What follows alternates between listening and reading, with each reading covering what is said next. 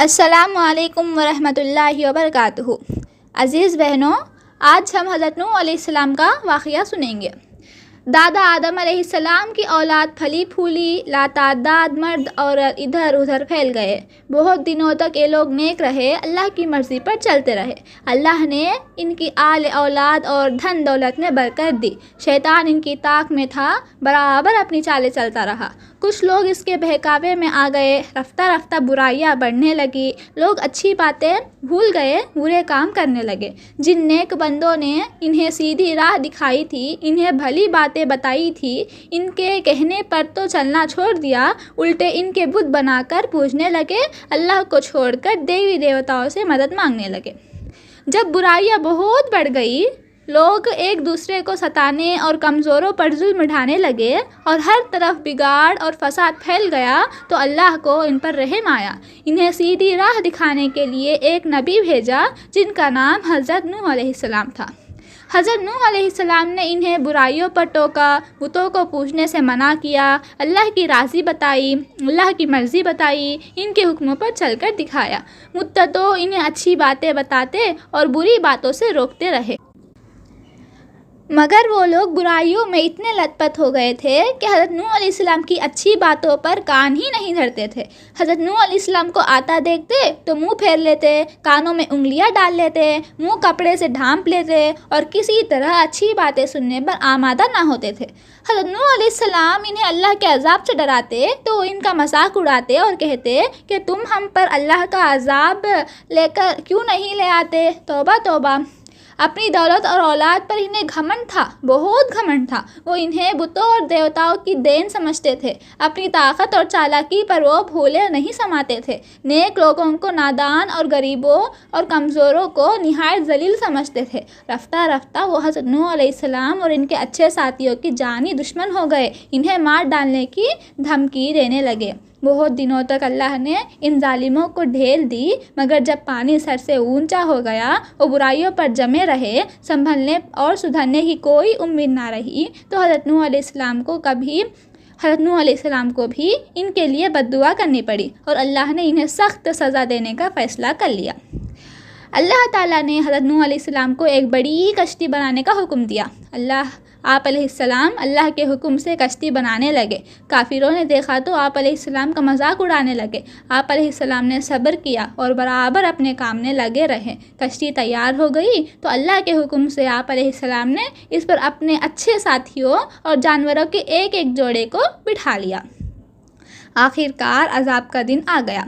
ज़मीन से पानी के चश्मे उबल पड़े, आसमान से मूसलाधार बारिश होने लगी। देखते देखते हर तरफ जल थल हो गया।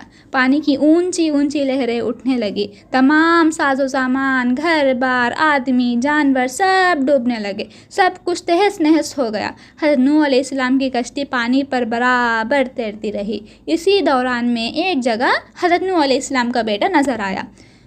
बुरों की सहबत में रहकर वो भी बिगड़ गया था। वो कश्ती में सवार नहीं हुआ था, बल्कि वालिद की नाफरमानी करके काफिरों में शामिल हो गया था। हज़रत नूह अलैहिस्सलाम ने इसे बुलाया कि तौबा करके कश्ती में आ जाए, मगर वो ना माना और बोला, मैं किसी पहाड़ पर चढ़ जाऊँगा। हज़रत नूह अलैहिस्सलाम ने समझाया कि आज कश्ती के सिवा कहीं पनाह ना मिलेगी, मगर वो ना माना। आखिरकार पानी का एक रेला आया और वो भी गर्क हो गया। लगातार बारिश होती रही और चश्मे उबलते रहे। हर तरफ पानी ही पानी नज़र आता था। ऊंचे ऊंचे पहाड़ तक डूब गए। आखिर अल्लाह के हुक्म से पानी रुका। कश्ती जूदी पहाड़ पर ठहरी। अल्लाह ने कश्ती वालों को तो बचा लिया, लेकिन दूसरे तमाम लोग अपने साजो सामान समेत गर्क हो गए, पानी में डूब गए। नबी को झुटलाने, इसकी जान के दर पे होने और इसकी बातों का मजाक उड़ाने का यही नतीजा हुआ करता है। तो मेरे प्यारे दोस्तों, इस कहानी से हमने कई बातें सीखी। नंबर 1, कोई शख्स चाहे वो कितने ही अच्छे और बड़े बाप का बेटा हो, बुरे काम करने पर अल्लाह की पकड़ और इसके अजाब से बच नहीं सकता। जब हज़रत नूह अलैहिस्सलाम जैसे नबी और अल्लाह के चहीते बंदे का बेटा नहीं बच सका, तो दूसरे किस शुमार में हैं? अल्लाह ताला हर एक को इसके किए का बदला देता है। ये नहीं देखता कि वो किसका बेटा है या किसका बाप। यही सच्चा इंसाफ है। पॉइंट नंबर 2, अच्छे बाप के बेटों को भी बुरे साथी बिगाड़ कर रख देते हैं। हज़रत नूह अलैहिस्सलाम का बेटा बुरे लोगों के साथ रहा तो इन्हीं जैसा बुरा हो गया। हम कभी बुरे बच्चों के साथ रहकर अपना दीन और अपनी दुनिया नहीं बिगाड़ेंगे, हमेशा अच्छे बच्चों को अपना साथी बनाएंगे। पॉइंट नंबर 3, बुरे या भले कामों का पूरा बदला तो आखिरत में मिलेगा, लेकिन बाज़ बुरे कामों की कुछ सज़ा अल्लाह ताला दुनिया में भी दे देता है, ख़ासकर जुल्म, घमंड और नबियों को झुठलाने की सज़ा। हज़रत नूह अलैहिस्सलाम की कौम अपने बुरे कामों की वजह से दुनिया में भी सज़ा से ना बच सकी और वो तूफ़ान से दबा हुई ताकि लोग इनसे सबक सीखें और बुराइयों से बचें। हम बुरे कामों से ख़ुद भी दूर रहेंगे और दूसरों को भी बुराई से रोकेंगे।